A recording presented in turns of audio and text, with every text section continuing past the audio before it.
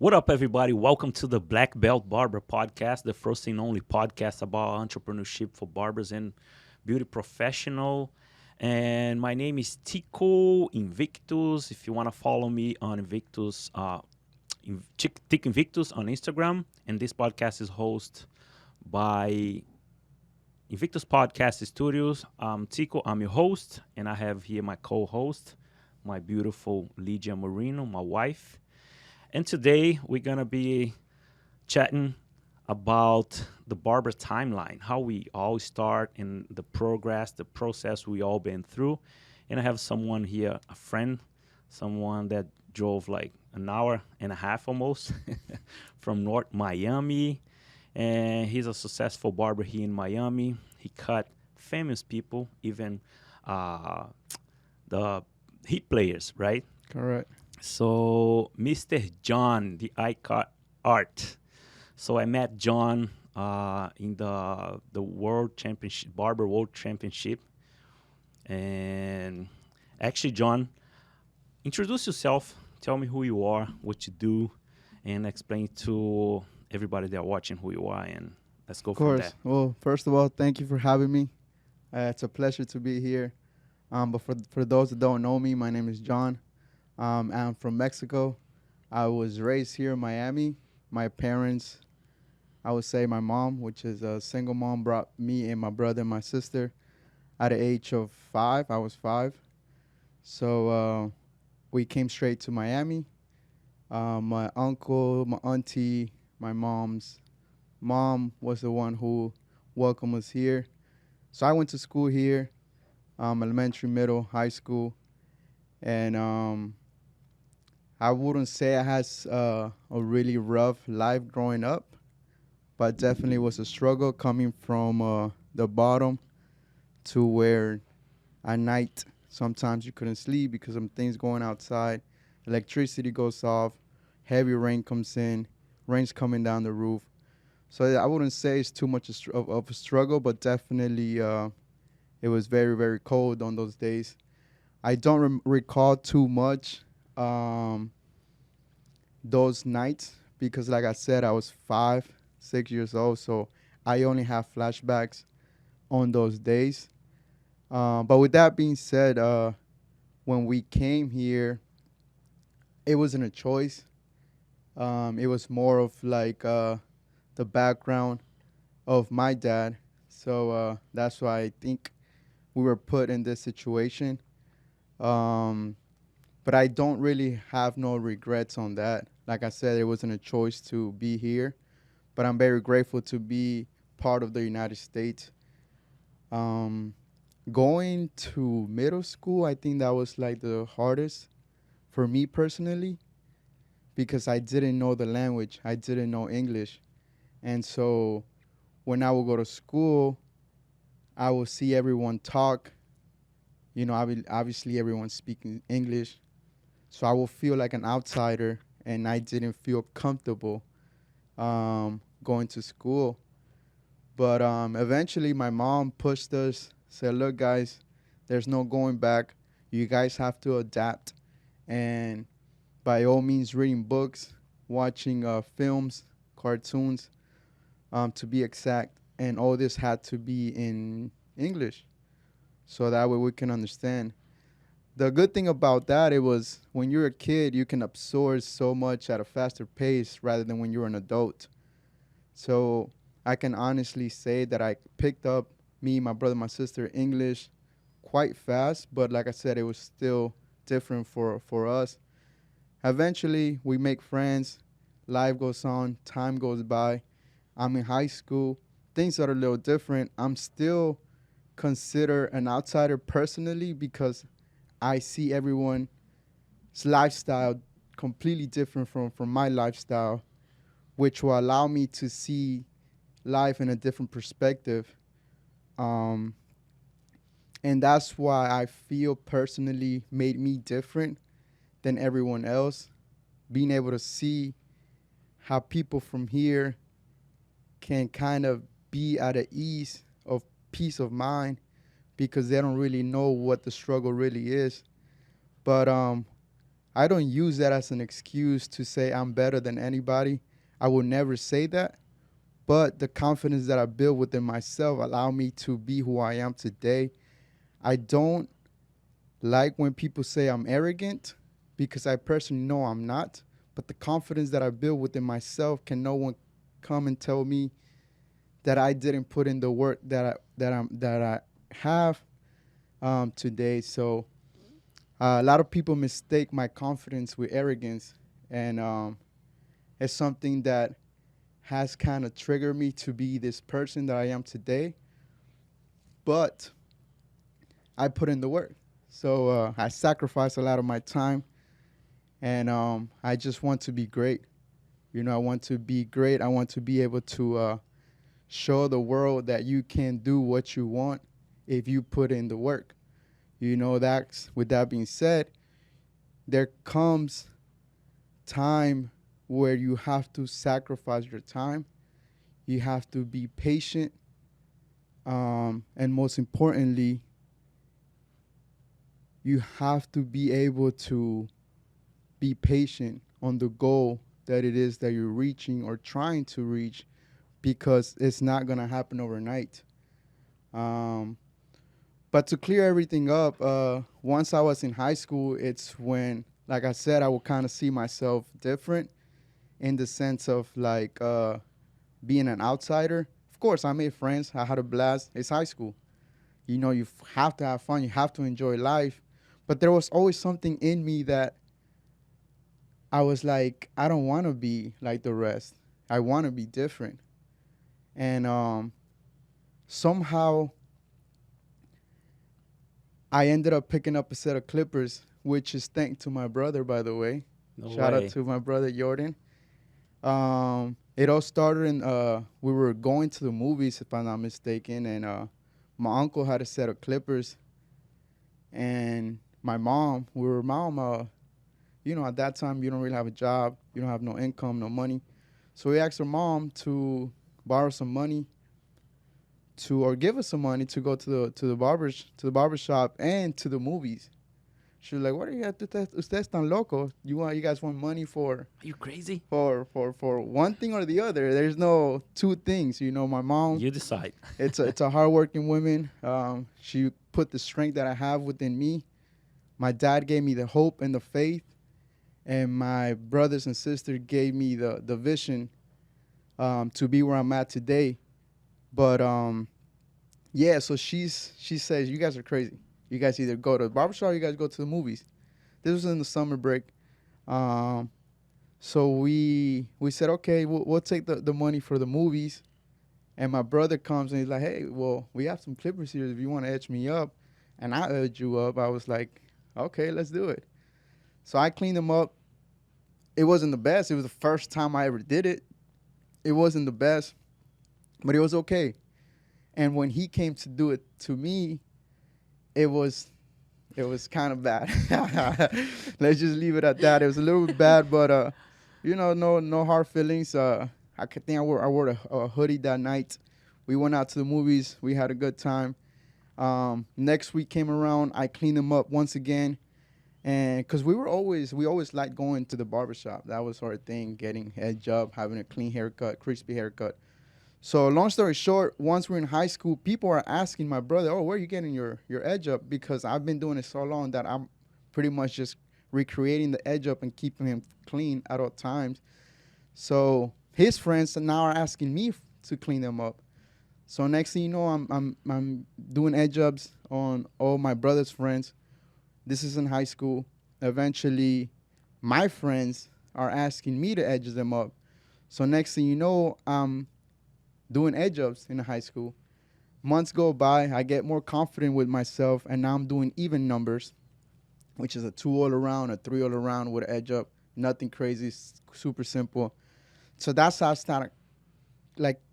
started creating this confidence with myself. Where like, well, this is not that bad. And back in this times, I'm talking about back in 2010, 2011, there wasn't a lot of information put out there like YouTube nowadays. You go on YouTube, You search up how to do a skin fade, how to do a blowout, how to do any haircut, you will get 10, 20 different videos on that particular haircut. Now, back then, there was no such thing as that. So obviously, one of the options that I had was either to go to school or keep learning and, keep doing it and learn from error. So eventually, like I said, I kept on doing it. A year went by. Next thing you know, I got a chair on my mom's backyard. I have a little mirror, literally a hand mirror. And, there was always sun, so it was hot. I was sweating my friends. So I will clean them up, edge them up. Did you charge them for the haircuts? In the beginning, I'll be honest, it was free. Yeah, I was just doing it just because I wanted to be that cool guy in high school. Honestly, like but I then said. you eventually start charging them. No, yeah. Eventually, I started charging, but it goes back to what I was saying. Like, I wanted to be different. And so, like, since I felt like an outsider, me being able to provide this to my friends, now people look at me like, wow, this is John.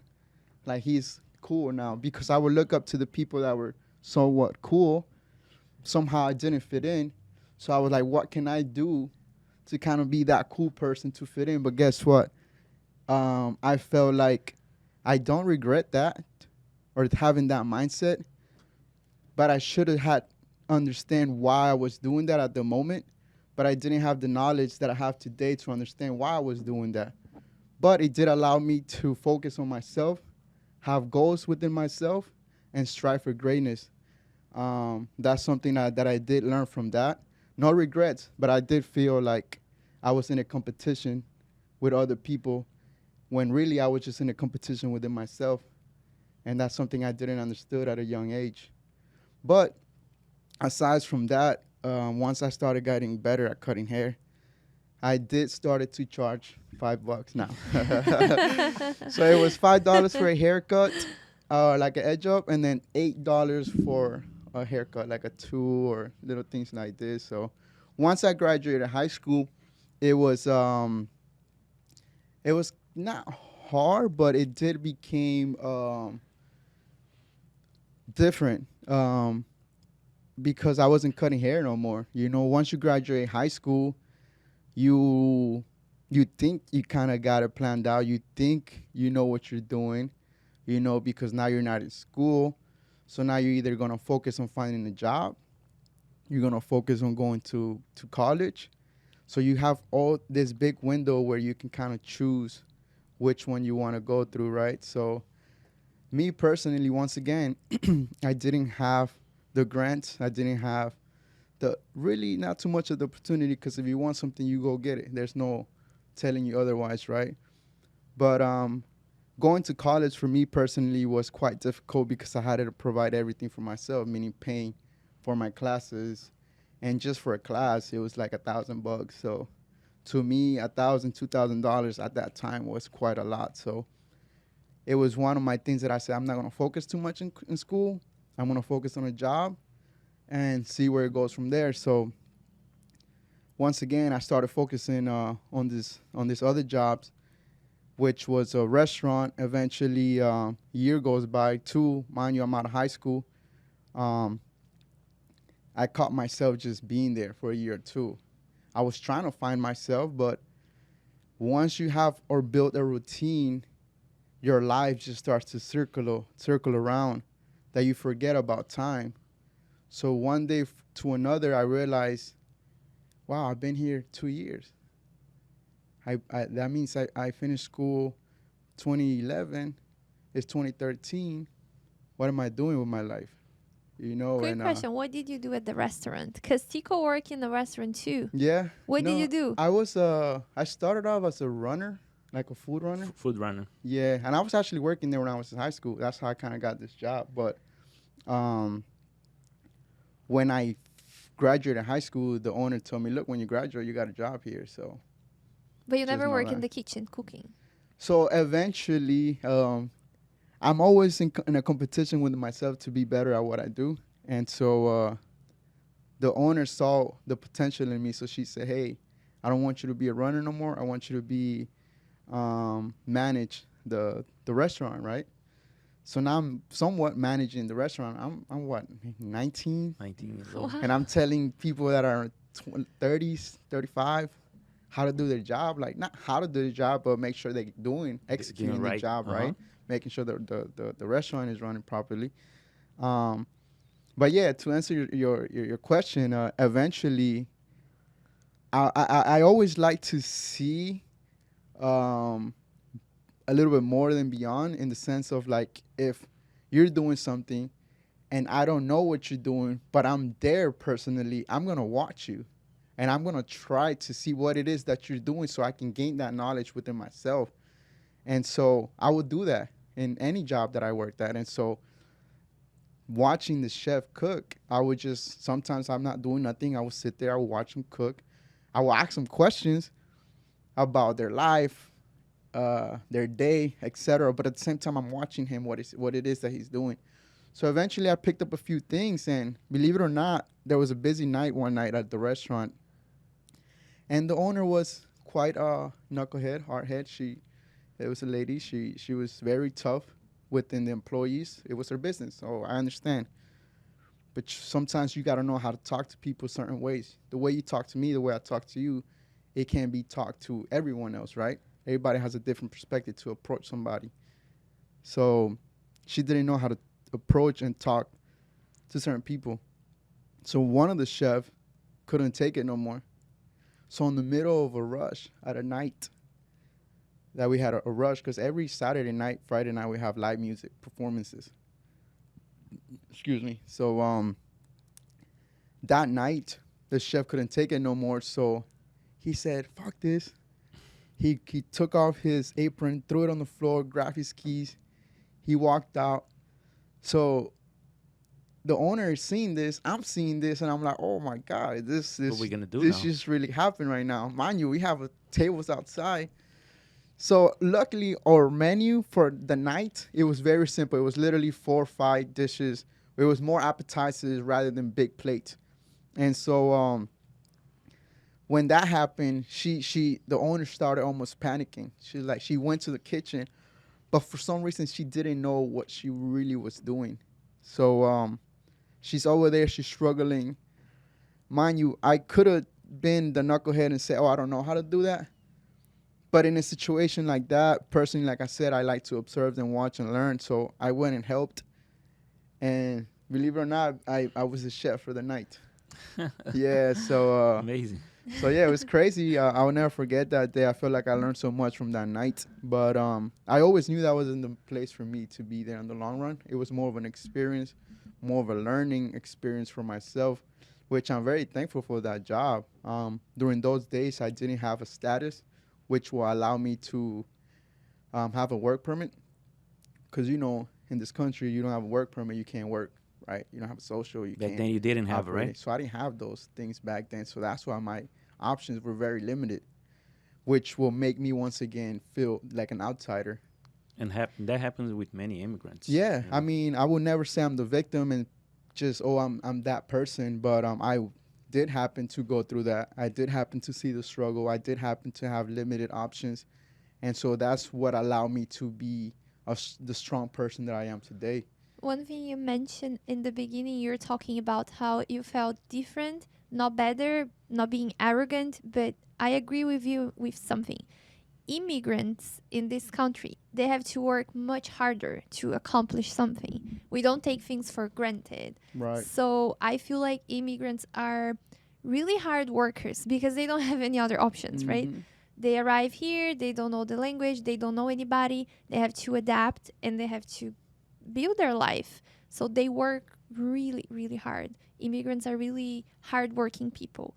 And I was watching a video talking about how in Harvard, a lot of students that, let's say, were American born, they're American citizens, and their parents could afford Harvard, they are not the best students. The best ones are the ones that are immigrants and get a scholarship. So when they come, they have to give their best to maintain their scholarships. They are the top talents of Harvard, not like American citizens that were born here. And I think one thing that makes us be so hard working people, it's because we don't want to go back to where we were in our Right. country because we know how bad it is. So since we don't want to go back, We have to work harder to maintain ourselves here and build something. We know that if we don't and we have to go back, it's not an option. Like, I'm not going to go back to my country and have to live like that. 100%. And then we are not being arrogant, but we work so hard that people have no idea what immigrants go through in life here in this country.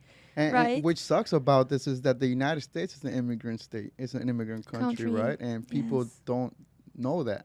A lot of people that are born here don't even know that, which makes things so difficult for us that are labeled as immigrants when really the whole United States is an immigrant country, It's made of immigrants, So it sucks that there's this laws, right, that restrict the individual to be who they are. Like, at the end of the day, just because I am me and I come from a different background, you come from a different background, what's any different, right? Like, at the end of the day, we all gonna go to the same place when our time expires, right? Yes.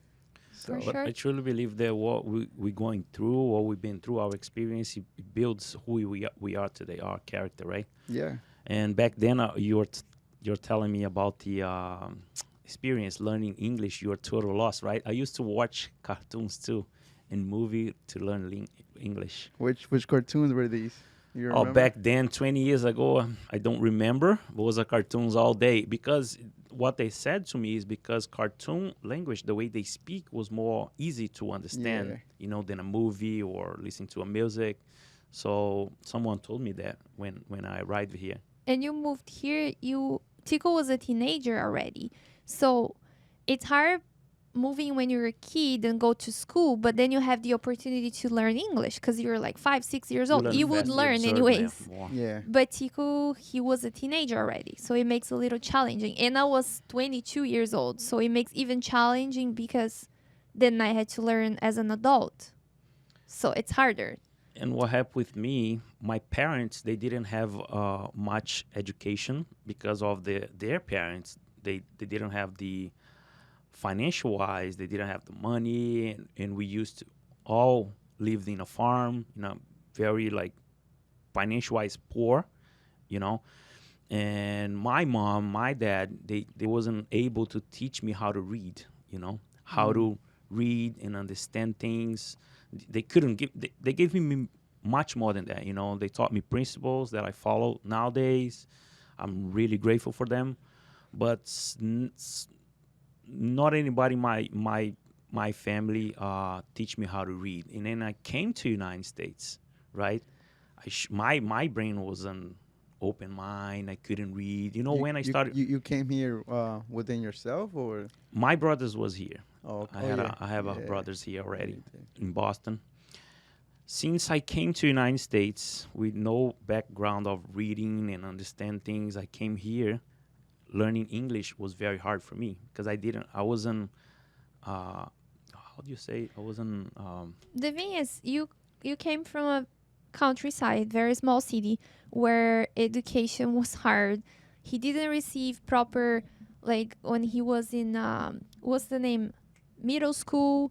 He didn't receive education to read, write, and then he had a hard time because he has dyslexia, HDAD, and no one would ever find out and treat.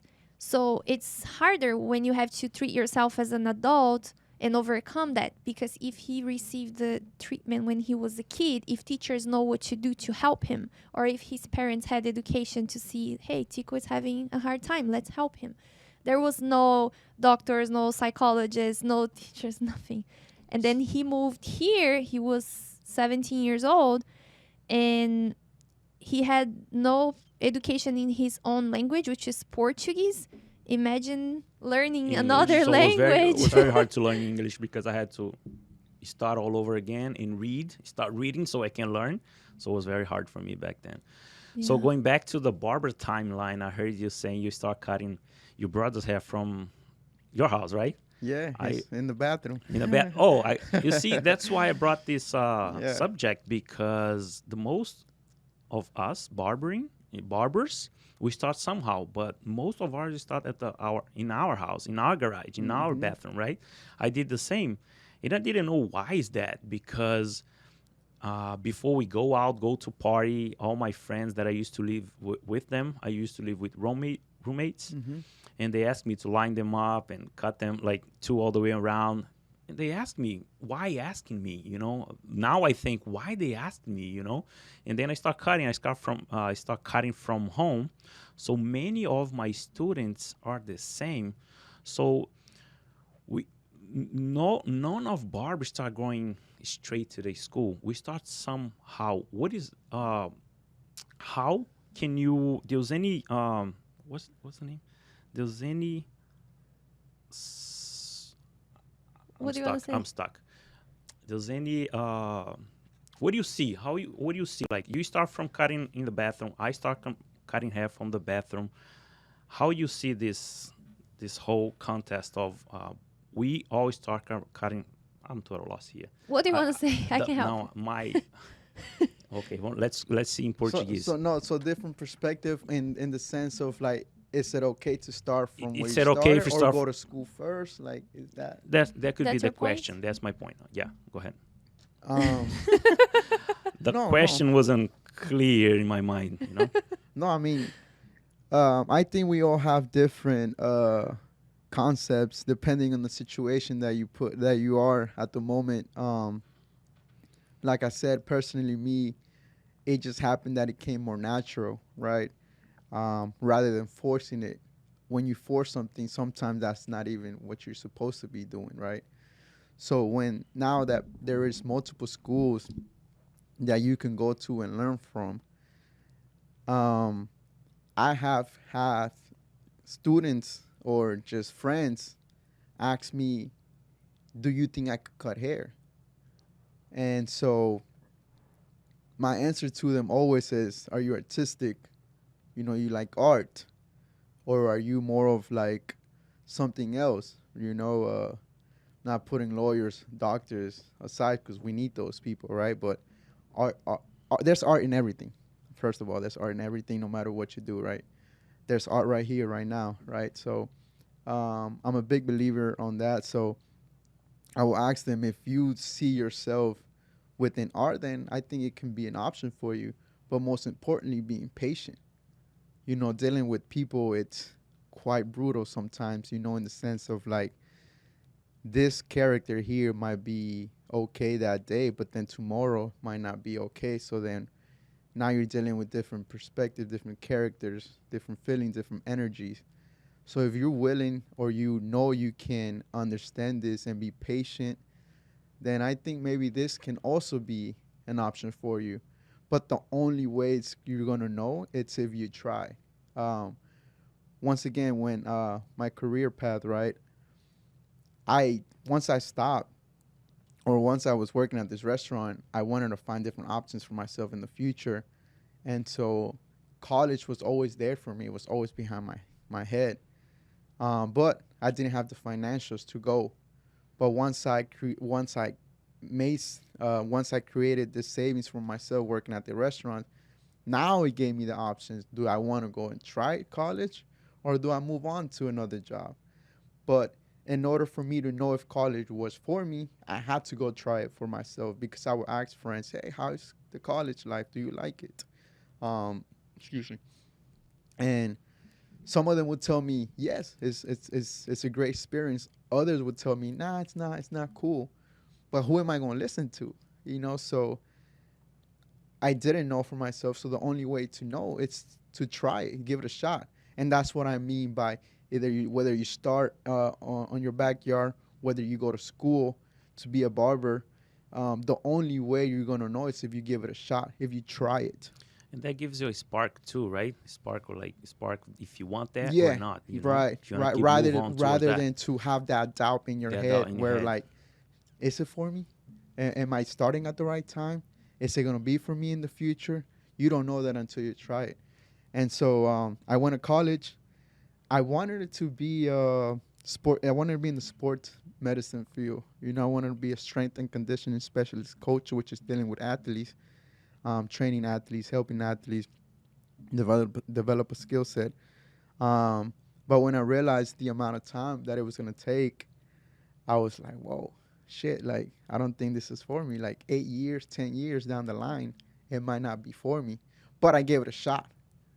I went to At school, least I now tried it. you sure that that's not the Yeah, route you that want to was go. not my route. And so I invested in myself. I gave it a shot. I tried it, realized it was for me.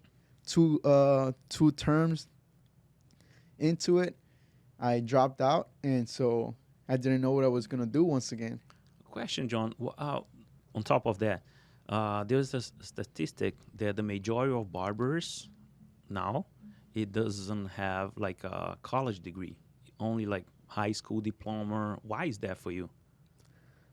Me personally, once again, I think we live in this world, right, where there is so much free knowledge out there, and people forget we're in the future right now. We can't compare a time to back in the early, even in the 20, even in the 2020. 1950s, right? I won't be exact when the internet came along, but the internet's probably only been around for 20 years, if that, maybe more or less.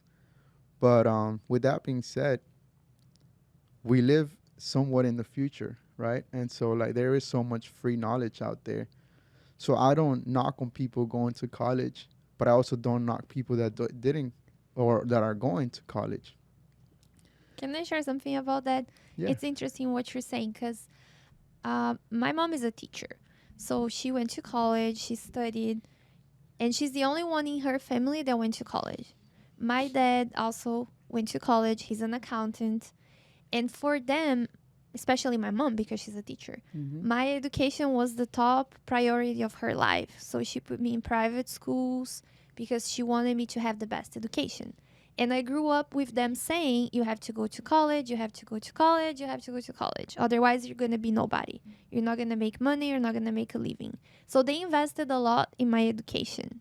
Then I went to college, but I don't work in the field I studied. Right. So my perspective completely changed about college when I moved here because then I was this pharmacist and I was cleaning houses. I was cleaning bathrooms. I was working in a restaurant as a waitress. And then I realized that actually college, it's, of course, as you said, we need lawyers, we need doctors, we need scientists, we need all those Of people course. that like to study and they do amazing for our society. They help us. We need them. But then not going to college doesn't mean you're going to fail in life. There's so many other things you can do that you don't need to go to college for, and you can be very successful. And most of entrepreneurs, they either drop out college or it happens that they went to college and they don't work in the field they studied for. Most of them don't finish college or don't even start college, and they're very successful being entrepreneurs and starting businesses and growing. And so college doesn't mean you're gonna be successful. Right. I wouldn't force my children to go to college. I would let them decide because of many reasons. But I had one story that one of this student that I had in Boston, his parents was trying to push him into college, right? And he asked me, Tico, what I do? I say you have to follow your heart. He's a barber. He's a young barber now. He's investing all his money and time in barbering. He's now 17. 16, I think. No, now he's 17, 17? already. Now he just He's in high turned school? 17. He's a great barber. He's young. He has a great future. Doesn't mean you're going to college. If you're not going to college, you're going to fail. How many barbers you see that is successful? You are one of them. Appreciate that. And this kid you're talking about, personally, I never saw. I saw a few very, very talented people, but this kid, it's something I never saw in my life because he's so young. He was like 15 years old taking classes with Tico. He went to Josh O.P. class. He's cutting his friends at high school. And I see his work. It's unbelievable. Yeah, but talent without Unbelievable. striving, my friend, You nothing. That guy is sick education. He You know? watches online videos. He's so young. And then his parents were like, no, you have to go to college. You have to study. They're not supporting him being a barber. And I never saw a kid like him. And then he was, Tico, what do I do? My parents keep telling me I have to go to college. I don't want it. I told him he's going to be a barber with a high performance in 3 years. He will. He's amazing. He's going to be booked. So right now he's 16. 17. 16, 17. He's in high school. Great kid, man. Amazing kid. He always seek education. Big heart, humble, you Yeah. know. Amazing. He's He's got a one of great a future, kind. you know. Yeah, I mean, sometimes parents think they know what's best for their kids, which obviously, as a parent, you more or less know, because you raised your kid, you know what's good and bad for that individual. But sometimes an individual have to know how to come and approach life, because no one can feel what you feel inside, right? And so like that's when parenting comes, where you can kind of have them as I don't judge them misunderstanding. too. Maybe it's because that's the way they were taught, Yeah, or People- maybe their that the way parents. they were taught, from and their they would parents just want to and pass that on, generation. for generation. But nowadays, man, But do the parents know that he wants to be a barber? Yes. Oh, they know he's that. now Yeah, he- he's cutting hair of No. his friend. He's making a lot of money. Charging Well- his high school friends. Well, maybe the parents have a different perspective on the barber industry, because Oh, that's yeah. really Yes. what's going on nowadays. The barber industry started at a very, very professional perfection, right? And now it kind of like went down to where, like, if you're a barber, you're nobody. If you're a barber, you're this hood person. If you're a barber, you don't have a degree. If you're a barber, you're this and you're that. And so like we get discouraged from being a barber because Exactly. we don't have a degree, we don't have a title. So I personally think that the barber industry has gone down in that sense. There is not a lot of like barber shops with a high end perspective of like seeing us as a professional, which is I wouldn't say I worked at the best high end barber shop, but I did leave my barber shop to go to put myself in a different perspective, different environment. That I will consider myself more high end, but there's always room for improvement, room for growth, and that's where, like I said, I don't work at the best barbershop, but I did wish it was a little better, and I do have the power to do so. With that being said, I do hope I can take this knowledge that I'm learning right now and kind of put it and apply it at the shop so we can keep growing, because the barbershop industry, I don't think there will be a time where it's just going to fly away or end. The barbershop industry, it's only growing. And we It's all only see growing. how much it's grown, right? So, like, it kind of came down, like I said, because we're barbers. You guys don't have this high-end degree, right? But as a unit, as all barbers, we all have to come into play and say, yo, we got to elevate. raise our bars, You right? know, yeah, our standards. Our You know, standards. like there's always gonna be hood barbershops, your low income barbershop, and there's nothing wrong with that. That because there's some barbers that In all industry like has that. Yeah, and that's in any industry, any And there's some perfection. clients that need those affordable haircuts because they Yeah. can pay more, right? Of course. So like, if you increase your standards to have a more high end barbershop, then you only gonna attract this type of clientele, and vice versa. If you have this low standards, Mickey Mouse barbershop, what I like to use that word a lot. Mickey Mouse means Fast cut. just cheap. Cheap, yeah. Mickey Mouse. But yeah, so you get two different opinions, right? So like, I would obviously we would all rather get paid more, right? So I would want to have a more high barbershop, and I think that's where the industry is lacking on where like we kind of tend to forget that the barbershop industry back in the days was a higher standard, and through the years it kind of went down to where like everybody can just be a barber, and just kind of cut how you want to cut, how the industry or the atmosphere, how you want to make it feel. And so sometimes you walk into a shop and they playing crazy music, people on the That's true. back rapping, being loud. It's not a family orientated atmosphere. So obviously we will get labeled as, if you're a barber, you're nobody. People label. But in terms of the society, the way the society sees us, they sees us not, the way they used to see us 10 years ago, it was just to be like, oh, you're a barber. Yeah. But now the society, I'm not seeing like barber to barber, because you understand more deep into our industry, but the society sees us like more like artists. You know Yeah. what I'm saying? They see more like we are able to do more for the community. We are able to, being more professional. They see us as a professional now. I The think society they're accepting accept. They're professions. accepting. Let's say tattoo artists. They are usually labeled as It's a criminal. Drug addict, criminal, criminals drug and stuff. addict. They used to be labeled That goes for really. barbering too. Barbers. Mhm. That's what I'm saying. Barbers were also labeled as uneducated people, losers. Look, like you didn't go to college, you Yeah. didn't do anything with your life. Now you're a barber. And over the years, I see a change that now a lot of people see as, this is a profession I would like to pursue. I would like to be a barber, and people are accepting better. And I think the society don't realize how much money a barber can make. They judge that barbers don't make money. Yeah. Yes, they do make a lot of money if they want to. If they want to. If they Yeah. want to, you can make $10,000-$15,000 a month cutting If hair, you are- or even more. If you are willing to put in the work, right? Yes. Right, As you 100%. said, raise the standards. Right. There's an amazing story here. Someone, a client, not a client, a barber shared with me this story 5 years ago, right? He started dating this girl. And then 3 months went by, and then she say, now we're going to talk to my parents. And he say, whoa, that's the time. He went to talk and ask for her hand, to become Propose a her? real, propose her, like to be my girlfriend, right? Right. Wow, that's the time. He went there the first time. Her dad asked, what do you do for a living? And he said, I'm a barber. He was so like Confident. confident. He inflates his chest, and her dad just say, oh, you a barber? Huh?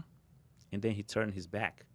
It's just like before they labored us like, you're a barber. You're not you don't You're have a nobody. degree. You're nobody. That. Honestly, when I And met Tico, now he's a successful barber, and And they're still together? I haven't talked to him. Yeah. Might be, now Yeah. he's making money. Might be.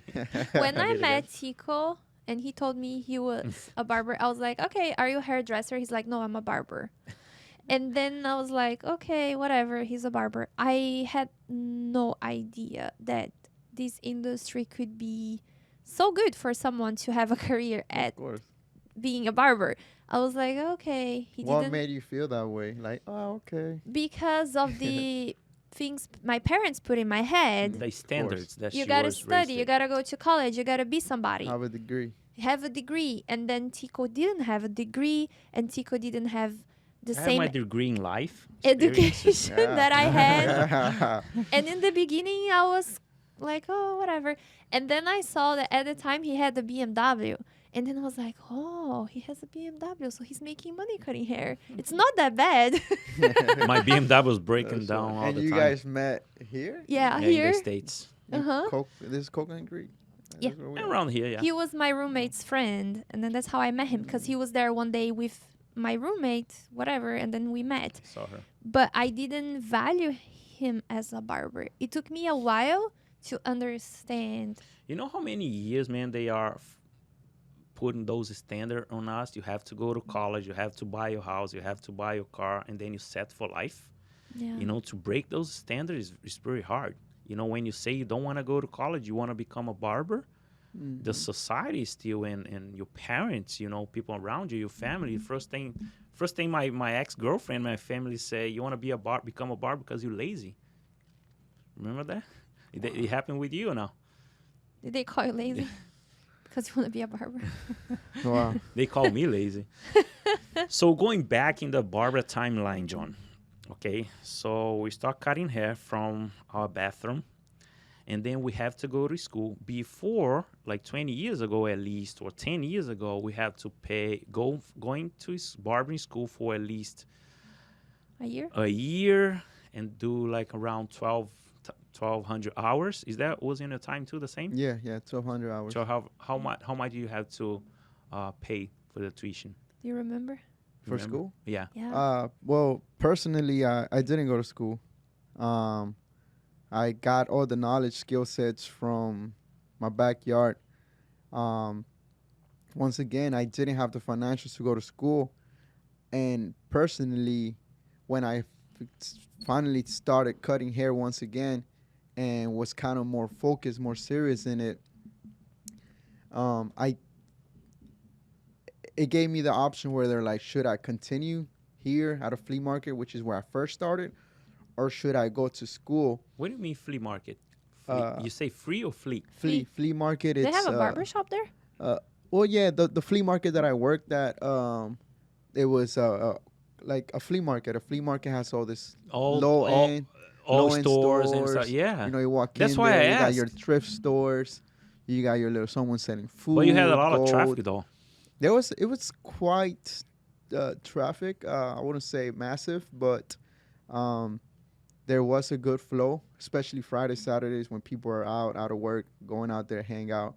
It was a very low end flea market, by the way. I don't. Most of them are. Yeah, most. It's a flea market, so what are you gonna Yeah. expect from there, right? It's not Whole Foods. Yeah, so it was my school to me personally. Starting there to me, which is shout out to Amazing Chevy, one of my mentors when I first started cutting. He's the one who allowed me or gave me the key to say, yo, this is what you want to do, then you can learn from here, which I'm very thankful for that. But starting working there at the flea market, to me, that was my school, because when I started looking into school at that time for me, when I did went, I think back in those days was Beauty School of America. I went there. I tried to go there, but since I didn't have this label of being from here, they restricted me and said, hey, you don't have no tuitions, no financial aid, so therefore you're going to have to pay out of pocket. And I'm like, okay, well, how much is it? Well, for this, and this, we can help you out. You're going to have to pay $22,000. Oh my gosh. I'm like, okay. You know why I'm okay. asking that? Huh? You know why I asked that question? Because of course back then, so back then used to be 1,200 hours, $15,000 to $20,000. Nowadays is 900 hours, but restricted barber is like In Florida, right, baby? Flo- you in gotta Florida, in Florida. consider that Yeah. each state has Each It's state has different. its different It's different. rules Yes. and in regulations. Florida is 900 hours, and then the restrict barber it is 600. It's a, 650, I it's a think. 900. I did They find recently out they were changed. They going to recently changed. decrease the amount of hours. They did in They But I do decreased, Florida. know yeah. it's 1,000, 1,200. I mean 1,200.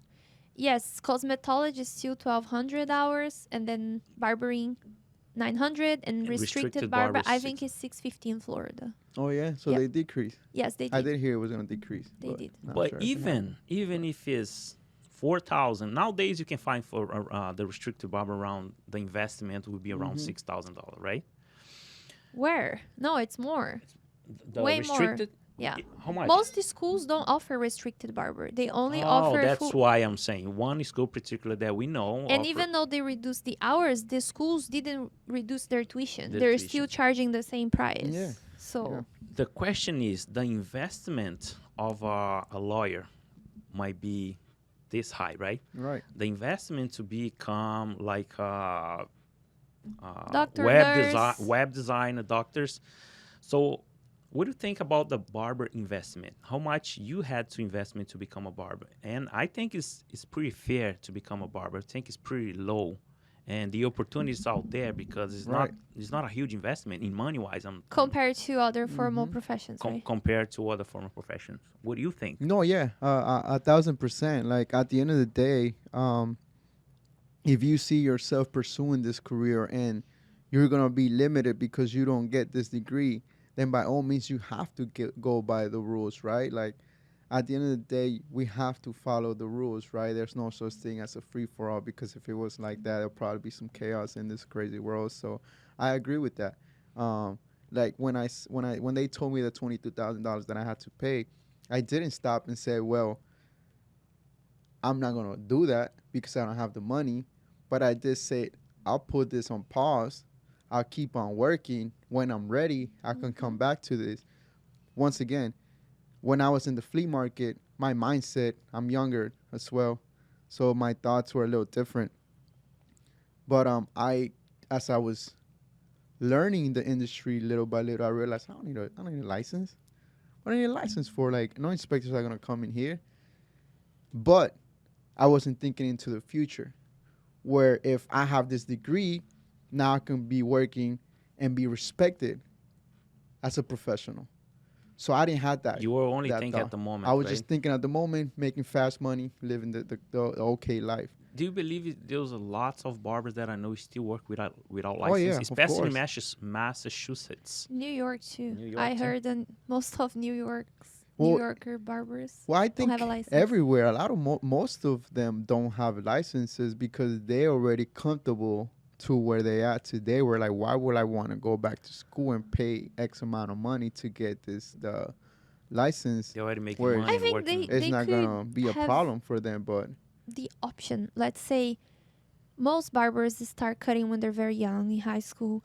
I think they could validate that if you can pass the test without going to school and you can do haircuts and you know the laws and regulations, then I don't you're see a allowed problem. to be a barber. Why do you have to go to school like to get the license? I think they should be more flexible in a way that if you can prove that you have the knowledge, that you're competent enough to be a barber, you're allowed to be a barber without going to school.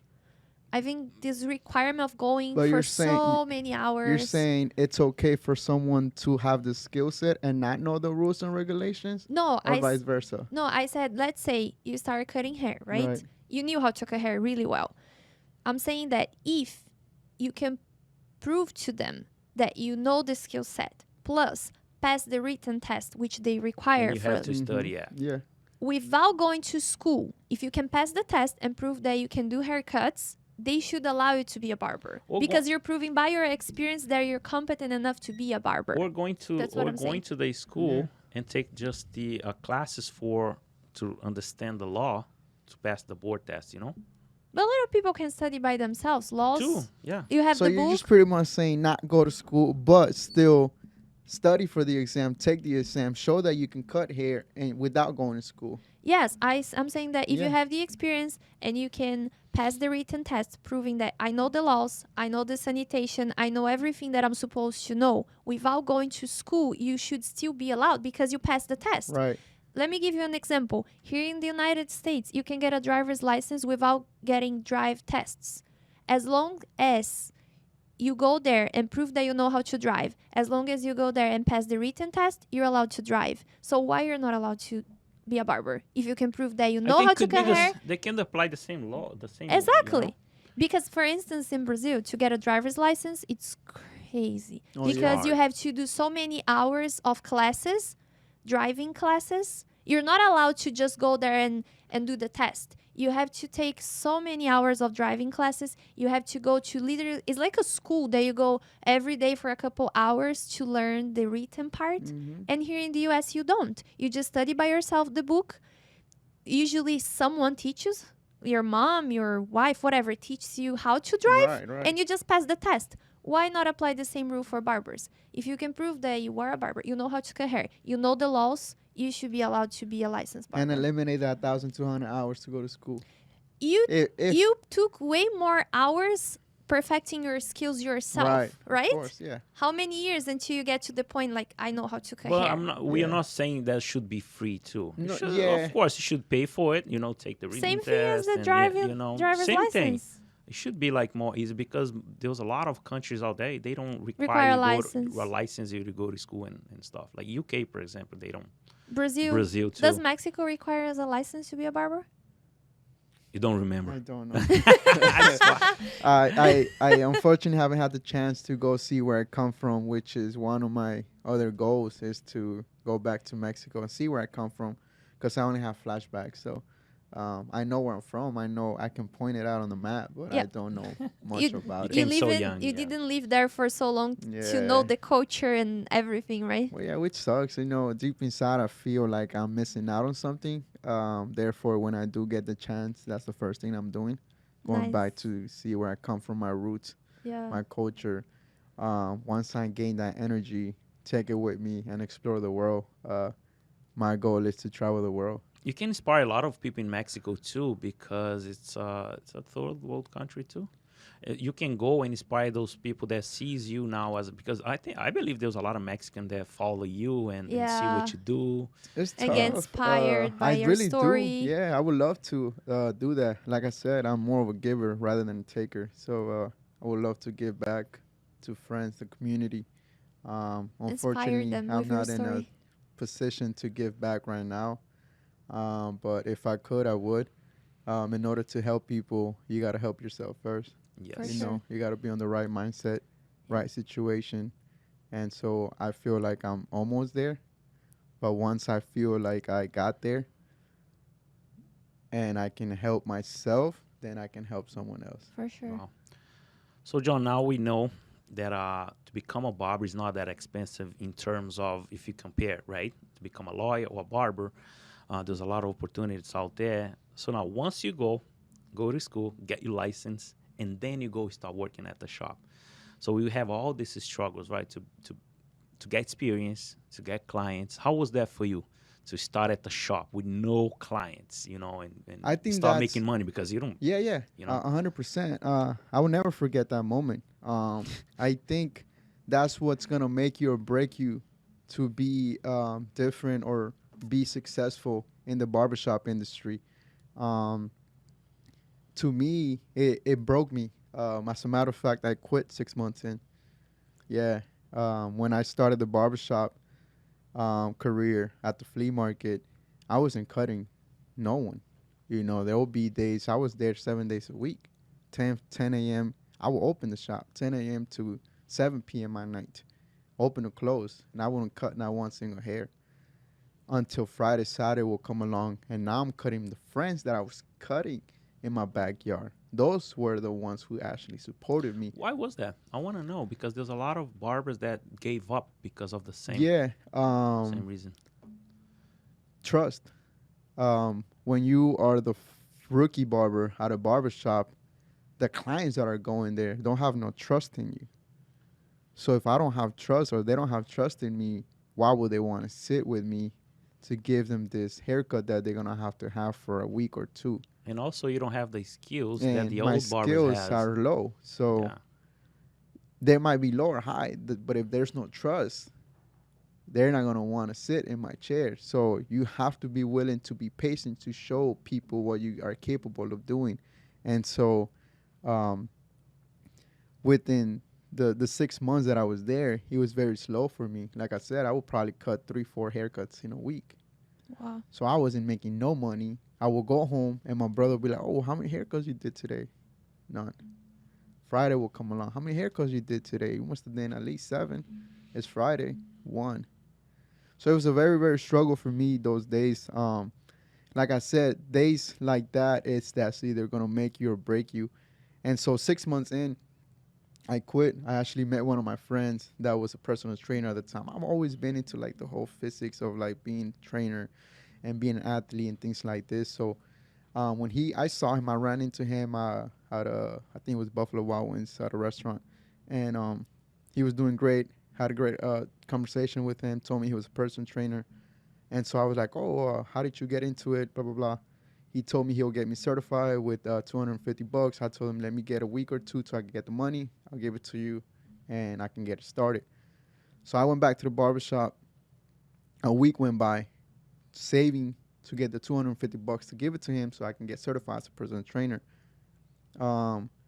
But it's crazy how life works too, because you never know when your day is gonna be there for you, but you gotta be willing to be patient, right? And so that week went by. I almost had the $250, but boom, everything just changed. One of the barbers quit, and he was like one of the best barbers in there because he had big clientele there. So when he leaves, I'm like, oh, well, I'm going to leave too, eventually. So it's all cool, blah, blah. I waited another week to have the $250. But during that week, all his clients started Start kind of coming. coming to me, sitting on my chair. And I'm like, Hold on, now I'm doing 3-4 haircuts a day, which to me 3-4 haircuts a day back then was amazing. And so a week goes by, I'm like, man, I actually made some good money this week. And so I call my friend. I'm like, hey, man, listen, on that thought, give me another week. I think I don't have the money yet. And give me another week. When I have the money, I'll give you a call. Long story short, the whole 2-3 weeks go by. Now I'm cutting 5-6 haircuts a day. Now I start to see the profit. Now things change for me. And I was like, to me, that was a blessing. It was more of the situation that happened at the moment that put me in a perspective of allowing to be patient within myself. Was booth rent or was It was commission? booth rent. Booth rent. How much you were paying back then? That flea market, it was a flea market, so I was paying $75. $75. But that was because I was a rookie, because I didn't have clientele, because he was looking out for me. He was giving me a hand. So that's why I was paying that. But I think it was $150. If I'm not mistaken. When I started was the same. I started at 100, and there was barbers over there. They are barbers. They were been there for longer than me. They were paying like $250, and that's how I started. When I was paying $100 every Saturday, I didn't have the money. I was doing construction in the morning till 5. After 5, I went to the barbershop, and I had to take it from my own pocket to pay it. So for the rent. For the rent, you know why? I see you almost gave up, right? And happened the same thing with me. I think when I was between 5 to 10 years working in the barber industry, I didn't see much opportunity, And then my mind was different. My mindset was different back then. And I had a friend. He was a helicopter pilot.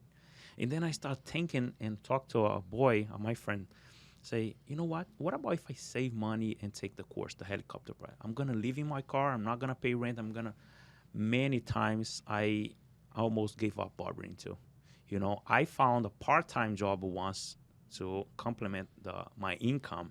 Is it okay? Complement? Yeah.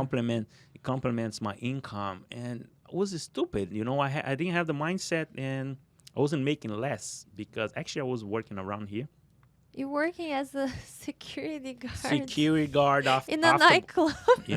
I was working from the morning till 5, 6 at a barbershop.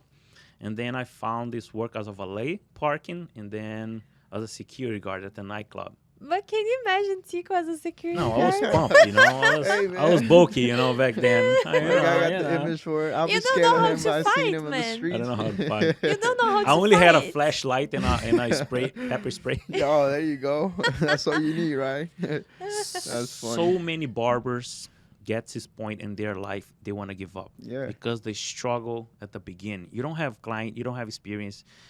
Nobody, actually the culture, the barbers inside the barbershop, sometimes they don't, actually they are right. You don't have the skills, to give a good haircut. So they're kind of afraid, and clients never see you there too, cutting. So many barbers give up. What you would say to encourage barbers to keep moving on? The ones that are starting, Anything you can say? Of course. Besides being patient is what we all know. Trust the process. Everything is part of the process within life, within anything that you do. A lot of people think it's going to happen overnight. A lot of people think that it's just going to naturally happen, which it can in some cases. But for the most part, if you're learning something, you're learning it for a reason. It's called learning. That's the thing that people forget. If you're trying to do something, it's because you don't know that thing, right? So you got to be able to trust the process as you're going along, because once you get there, then you'll know what you're doing. Now you're not asking questions, how do I do this, how do you do that? So be patient, trust the process, because it will happen eventually, not overnight. And always remember that the more you learn, the more you earn. More valuable you are to yourself, of course, 100%. Of course, 100%. And that's something I was not taught when I was coming up in the barber industry. To be patient. It was more free for all. The shop that I worked at was everybody had their own thing, their own clientele. They did their own thing, like I said. So to me, it was me versus me. And so I didn't have much guidance. And so, like I said, 6 months since I almost quit. But you just never know when it's your time. John was So, meant to be, man, you know, for yeah. you. I mean, You almost quit, and then 2 weeks yeah. after, I gave which my 2 weeks within myself. I didn't even tell the owner. I wasn't gonna go to the owner. Hey, man, I quit in two two weeks. I weeks. got this opportunity. I'm happy. No, because you also gotta know that you gotta protect yourself. You know, at all chances, at all purpose. So I didn't tell him nothing. I just said, you know what, I'm gonna do this on my own. When the time comes, the right time, then I'll tell him, look, thank you for the opportunity, yada yada. I'm moving on. This wasn't for me, but once again, I'm blessed and thankful for the opportunity. But it didn't get there. A year later, it did happen though. You know, once again, I put a high standard to myself. I want to be a better barber. I wanted to keep growing, and I felt like I wasn't growing in the flea market no more. So I worked there for a year, and when I graduated high school and I started working on these different jobs, of course, I went to college, dropped out, went to work on all these other jobs. I met other people, and that's what life is all about, too. Connecting with people, getting to know people, because you never know when you will need that person. And so when I met this person over here at a job, he saw my progress, my journey as a barber, trying to chase this dream. And so me, when I got stuck at the flea market, he came along and he tells me, well, one of my friends called me, hey, one of my guys is going to open up a barber shop. If you're interested, let me know. And I can let him know that you can be the guy. Mind you, I've been at the flea market for a year. So when he gave me this, he put this thought in my head where I was like, well, I'm already stuck at this flea market. There's no more room for growth here. If I take this opportunity over here, other doors will open for me. So it was a no-brainer for me at the moment and at the time. So I told him, yeah, here's my number. Tell him to call me. This guy calls me. He's like, hey, man, my name is so-and-so. Jaime, by the way. Thank you for the opportunity. I went over there. We had a conversation. Beautiful barbershop. It was a brand new shop. He told me, listen, this is what I want to do. He's not a barber, by the way. He's just a barbershop owner. And he just wanted to have a successful barbershop. So I feel like I came there at the right time. Once again, this guy over here gave me the keys, gave me the opportunity to grow and develop myself. So I was very thankful for that. But when I did put in my week or two, he was a little upset because I did became the man. I was opening and closing his shop. I became one of the best barbers in there at that time. That year? That year, yeah. I was opening and closing. He's the one who showed me the barber battles. I went to my first barber battle at a flea market, which I was like, whoa, the barbershop industry is crazy. We're gonna go too into that. You know, yeah. later. So to me, that he put so much in my plate that I'm very thankful for this guy. He's like one of my mentors once again, and he's always been there for me to this day. I can still call him and he'll help me out on whatever. But yeah, when I left, he was devastated in a way where like, oh, like I helped you out, you're just gonna leave me like this. But I sat down and I explained to him like, bro, I just want to grow. I want to be a better version of myself. I want to be big in the industry, and I want to run with this. So he understood eventually, and I left in good terms, didn't burn a bridge, moved on over here. This is a whole different journey now, Wow. you know? I think barbers go through a hard time and challenge moments, hardship in their life when they started, because they had in their back could be the financial aid. You still have to pay the financial aid back, right? Right. If you go to And school, yeah. if you go to school and then you don't have clients and then you don't have the skills, and then throughout that year, it's hard. That's why so many barbers gave up, right? Mm-hmm. So after 1 year work in, like you build up your clientele. In between 2 to 5 years, okay? I see a lot of barbers in their comfort zone. Comfort zone. They start working at a shop after 2 to 5 years. Between 2 to 5 years, they are making money, and they stay there. They don't looking for education. They don't looking for to connect with people. They don't see the opportunities that is happening in our industry. Why I'm saying that? Because I see you out there. I see you in barber battles. I see you in workshops. I see you in classes. You know, Right. you took one of my classes, Of right? course. Yeah. You see, I see you out there learning. Now you do a coloring. You're amazing do coloring, you know. So what do you have to say for those barbers, you know, in a way, in a positive way? So those barbers, they are there. They don't see the opportunity. They are there. They are making money, but I'm good. I'm They're, set for life, you they're know, too comfortable. too You comfortable. know, when you're too comfortable, you don't get to see or put a higher standard within yourself because you have this comfortability in your lifestyle that you're making X amount of money, you're enjoying life, which is nothing wrong with that. I think that's okay. But for those barbers um, that are already comfortable with them themselves, I encourage them. I challenge them to go out there and take a class, take a course, go out there. I personally, when I got introduced to the barber industry, as in like the barber battles, classes, seminars, and I saw that they were not just here in Florida, they were in LA, New York, Boston, Detroit, Chicago. I was like, well, those are different states. They gotta have something different. So I invested in myself. You know, I paid for my flight, my stays. I went out there, and you get to experience and learn so much. And at the same time, you're out there. You know, you're enjoying life. You get Exposing to see yourself, different learning. perspective of life and just creating yourself as a bigger person. So I encourage and challenge those barbers that are too comfortable right now with a cycle of just going to work, making X amount of money to go out there and experience for themselves, because the industry has so much to give that you never know what could be for you. You know, you can be missing out on this over here, this opportunity over there, because you'd rather choose to stay behind the chair 10, 12 hours a day. And there's, like I said, there's nothing wrong with that, but you will never know what's out there for you if you don't go out there to see for yourself. And sick that. Well, so now since we're going, you have any question on top of that? No? No, it's interesting that the people that we interviewed here, they're very successful barbers. Papi, Bebe, Andama, Angie, and Danny, um, Greg the Young. And Greg, all the barbers that we interviewed here, they have this same mindset, this pattern of always being out there, always looking for education, Yeah. always connecting, networking. They're not just behind the chair all day long. They take the time to go to places, shake hands, be there, learn, observe what the others that are successful are doing. Yeah, 100%. So there is this pattern that I noticed. That's what set the successful ones apart from the others. Yeah, and I mean, success does not mean that your success is my success. Correct. It You has know, a different and that's meaning. the difference. Everybody's success is different.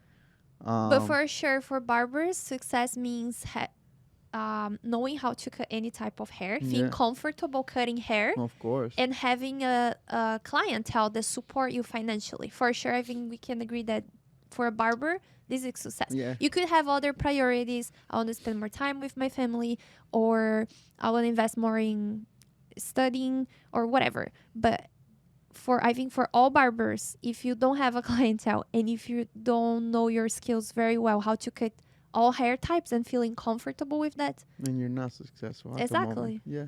Yep. 100%. what do you want to say? the same thing. What you just say. So now, I read your mind. yeah, because what separate successful barbers, you know, is success for different people is different way course. of thinking, you know. But what separate barbers, successful barbers, from other barbers that are just behind the chair is the mindset. You know, once you change your mindset, and the way you behave, now you are successful barber and you're cutting famous people, right? Can you explain more how you get to get booked to become a successful barber, making money, and cutting all these famous people like the hit players? Well, it for sure didn't happen overnight. The struggle was there, trusting the process was there, and most importantly, being patient. Once I was done with this journey over here, from going to from my backyard to the flea market to this other barbershop, I trained myself in this barbershop to be the person that I wanted to be in the future. Of course, every day was a learning experience for myself. And so those 4 years, me being in that barbershop, allowed me to grow so much that I wasn't capable of at the moment. because I started going to barber battles, barber shows, education, which allowed me to see the progress within myself. I wasn't in competition with no one else but myself. And so I challenged myself to go out there and compete and win. Because when you win, that's when you rewarded yourself for the struggle that you have done in the previous past. And so my first barber battle, I lost. My second one, my third one, my fifth one, I would lose. And I was like, what am I doing wrong, man? Like, fuck, I'm not a good barber or what? Like, I don't get it. And so I will go back to my chair, keep training, keep practicing. And I'm like, okay, well, I could do this, Faye. Like, what's the difference? So I went back to another barber battle, lost again. But now the difference was that now I'm looking around. Now I'm looking at the one who won. Now I'm seeing like, well, okay, I see why that person won. So now I'm comparing that haircut with my haircut. I'm like, yeah, that haircut's nice compared to my haircut. But so what I did, I was like, well, let me go to the judge and be like, what can I do better in my haircut for it to be You better? did that? So I did that. So what do I mean by that is by asking questions, right? You don't know everything until you ask somebody that's doing it better than you. And so I asked one of the judges, what can I do better in this haircut? So they'll point out X, Y, and Z. Oh, you should do this, this, this, and do that. Go back to the barbershop that same day or the next day, and I will correct those mistakes that the judge had told me, and I will see the difference in my haircut. Mind you, I'm 3-4 years cutting in the barber industry, so I had a lot to learn. And so next time I go to a barber battle, I finally win. And I didn't win first, second place. I won third place. But to me, that was like the best accomplishment that I had. So I was super happy, super proud of myself. But I wanted more. Like once you get a taste of winning, you just want more. And I think that's the beauty of it, of like wanting to better yourself each and every day. And so I kept going to bar battles. And so I accomplished over 30 trophies. And so Wow. my goal was to do 50. And, the pandemic happened, things like this, everything slowed down. So I kind of got stuck at 30 trophies. I still won my 50. That's just a challenge for myself. And I feel like it will happen eventually. But right now I have different goals. And so I'm focused more on that now rather than the trophies, because I already challenged and I've proven myself that I'm capable of doing these things. But that's part of life, keep growing, keep elevating, and be a better person within yourself. And so if I feel like if I would have never done this, I would have never put myself in a situation that I am today, in the sense of cutting these high-end clients. How do you reach them? So once I moved from this shop and went to this other barbershop, Mr. C Barbershop, which is located in downtown right across the street from the Miami Heat Arena. The reason why I moved there was because not only was I already too comfortable in that barbershop, and that's the thing about life too. Once you're too comfortable, you just create a routine. Next thing you know, life is passing by, time is going by. You blink, you open your eyes, 3, 4, 5 years gone by, and you're like, shit, like, what have I done in those 3, 4, 5 years? So I left that behind, came over here, wanted to keep growing within myself. I met the owner. I saw his portfolio, and he has a big, big, big portfolio with the celebrity status of a barber. He has all these high-end clients. He cuts the pro athletes. He cuts the reggaeton artists. He cuts all these famous people. So I was like, whoa, that's what we all barbers kind of want. And I say that in the sense of like, we all barbers want that, but you don't know until you try it, right? And so I thought I wanted that. And so when I got there, I was like, well, I want that. And I'm going to find a way to do that. And so I put myself in a situation where I was like, I'm going to put in the work. I'm going to be patient because I already learned all this that I need in order to open these other doors. And so I was like, in order for that to happen, I got to come over here, show my work, have people trust me, so therefore doors can unlock for myself. And so a year goes by, and I started getting closer to the owner, and high-end clients coming through the door. So they're seeing me, and so as time goes by, that's when the trust is going to come by. And so they get to see me, who I am as a person, and of course the skill sets. They coming in for a service, you got to perform at a high level. So And while they there waiting for to be served, they are watching you. they're watching. Yeah, and that's something we forget, that we might be behind the chair, but this person comes in, he's waiting. That person's watching at all times. And so the owner trusted me now. Once again, trust. He was able to connect me with the right clients. And so, like I said, he has a big portfolio. He has a big plate on himself. So when he's not around, because he also travels, it's one of the personal barbers to DJ Snake. So he gets to travel the world, which is another dream of most barbers. And I think that's great.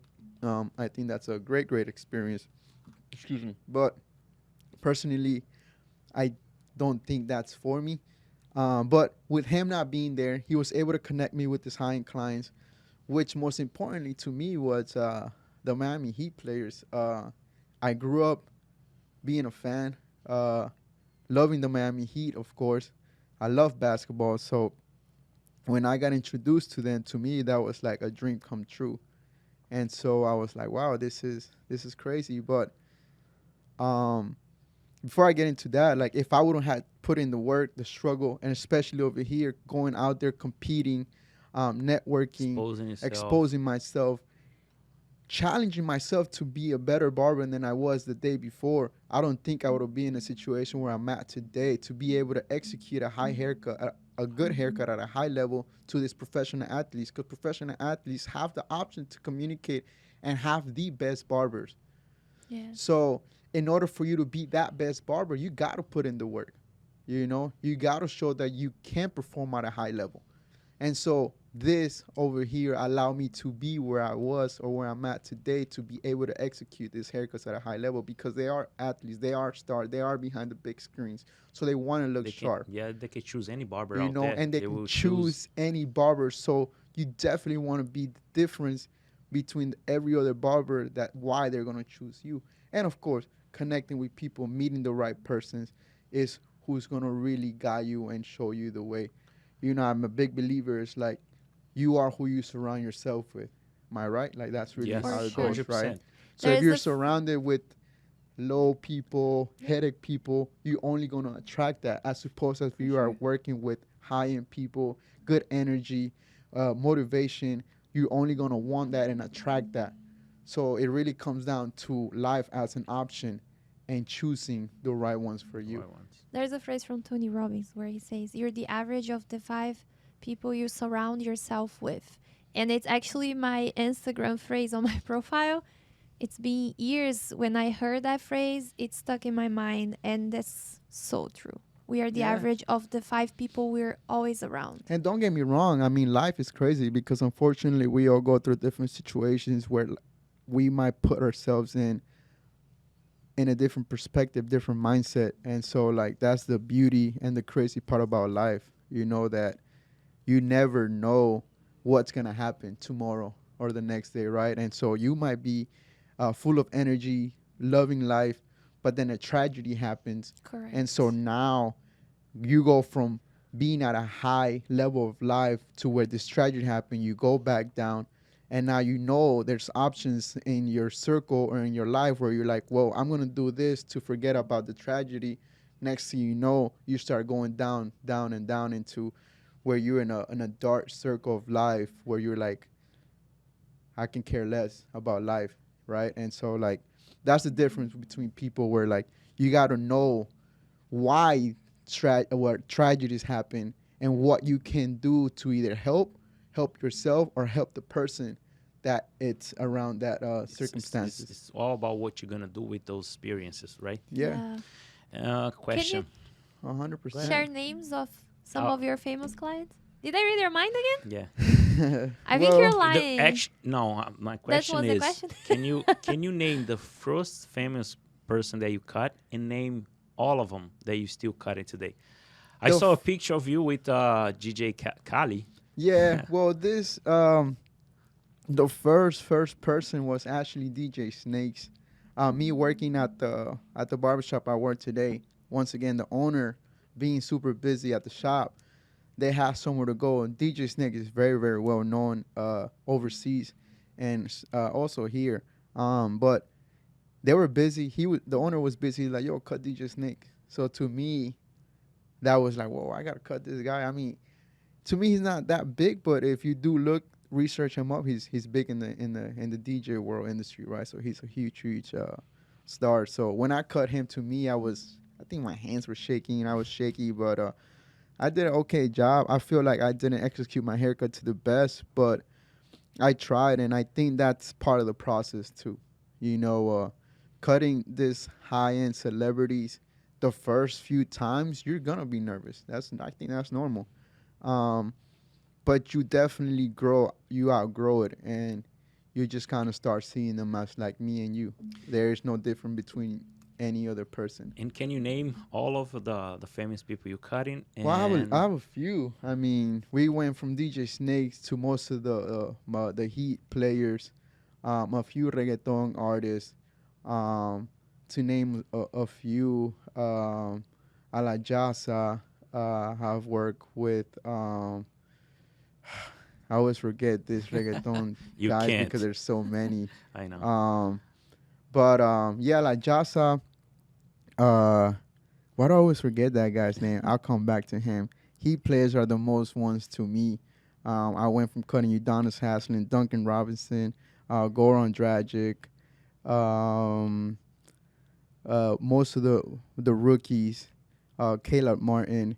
And so these players, to me, I definitely like looked up to them in the sense of like their performance as an athlete, and me being a fan allowed me to just kind of fulfill my feelings. And I guess one of the biggest ones that kind of like put my tone, and clients were like, whoa, like you're actually cutting this guy, is Jalen Rose. Jalen Rose is well known in the sports industry to having the best hairline. So when they told me, hey, do you think you can take care of this person? I was like, of course. You know, my confidence level is definitely up the roof, but it's not being arrogant. It's just the fact that I already put in the work. I trusted the process. And once again, it's not arrogant. It's just the confidence that I built within myself that allowed me to be, I can execute any haircut at this point.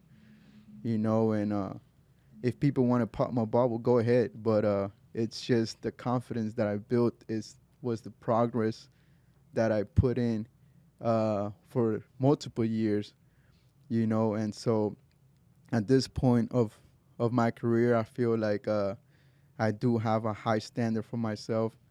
I consider myself one of the best barbers because I challenge myself to do that, to be that person, right? And so, yeah, when they told me, which was actually Papi Blends, by the way, man, shout out to Papi Blends. He's the one who actually put me on. I think he was out of town at the moment. Jalen Rose Barber was the one who contacted Papi Blends, who Papi Blend wasn't around.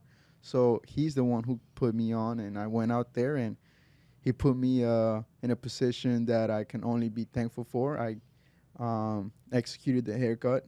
Jalen Rose loved the haircut. My haircut now was on TV, and so like all my clients were like, "Oh man, Jalen, you cut Jalen Rose." They recording the TV, sending it to me like, "That's my barber." You know, it feels great.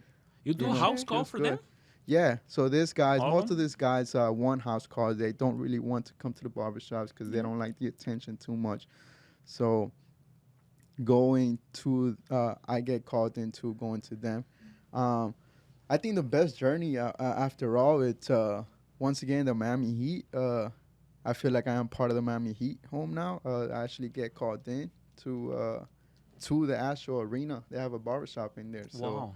I get to see the insides, go through the access of like backstage, and I go in there, and I feel like I'm part of the team sometimes.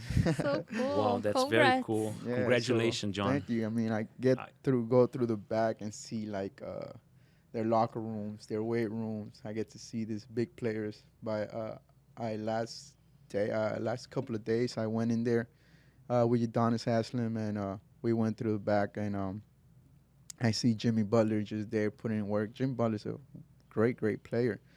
But if I would have never, once again, put myself in a situation where I had to go through the struggle, put in the work, be patient, trust the progress, I don't think I would be in a position that I'm at today.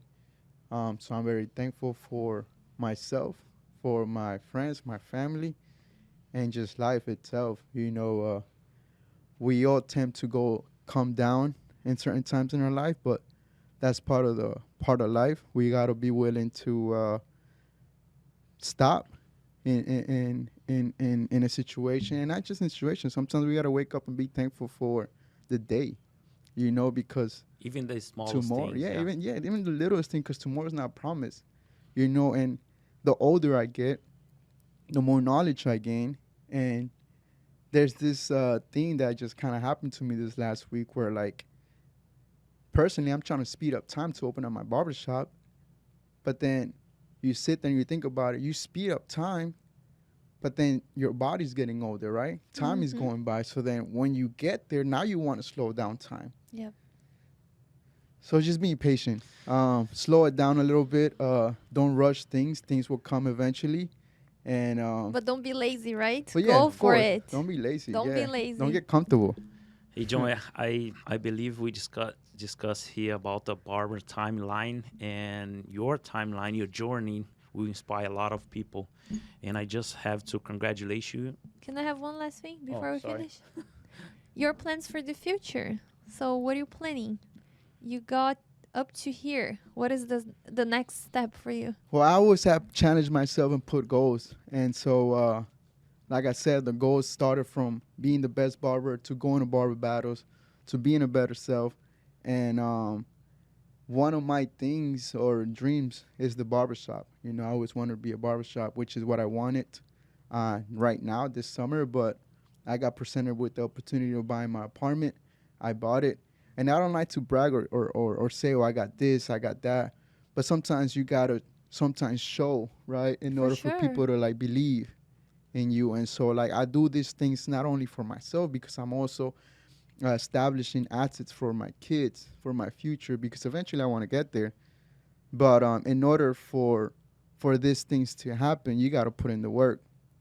And so people tell me, oh, you're money hungry, you're chasing this, you're chasing the money. But it's like, bro, I'm not chasing no money. You're Like, I chasing care your less about money. dreams. Not only am I chasing my dreams, but I want to be financially free so that when I get there, I'm able to help myself to help people, other people. And so, I'm on this journey right now, and I'm trying to open up my shop by next summer. As I'm doing this right now, I'm also about to start my YouTube channel just to show the journey, just to show that anything is possible. And if you're willing to put in the work, trust the process, and be patient, anything is possible. Wow, that's very inspiring, man. And I wish you all the success of the world from the bottom of my heart. You are a humble guy. I liked you. I liked you from the first time I saw you at the Barber World Championship. Yeah, man. Thank you. Likewise. And we connected since then. Keep doing what you're doing. You even you even inspire me too. And you know what's come for you, man, is a great future. Even better than now. So, John, you want to leave here your Instagram, any information that can people reach out to you and see your work? Yeah, man, of course. But for those that don't know me, my name is John. I'm 28. I'm actually going to be 29 You're young. by the end of the month. You guys want to follow the journey, make sure to stay tuned. Watch me. I will have all the uploads or the updates on my Instagram. My Instagram is ICUTART. It's inspired by the trust of the process, and most importantly, be different. Don't be like anybody else. Have a goal, have a dream, chase it. Don't let other people put you down, pop the bubble, because there is a lot of people out there that are greedy and don't want to see you succeed. So chase the dream. All right, guys, we spoke here. We had a big chat with John ICUTART. We were talking about the phases of barbers going through, and most likely John's journey. As you can see, if he inspires a lot of people, and he might inspire you guys too that are watching. So, John, thank you very much for coming. No, thank you guys for having me. It's a pleasure. I was more excited to do this and love to do it again. Guys, this podcast is sponsored by Invictus Podcast Studios. I'm Tico. I'm your host. And follow me on Instagram, Tico Invictus. And see you guys next time. Yes, sir.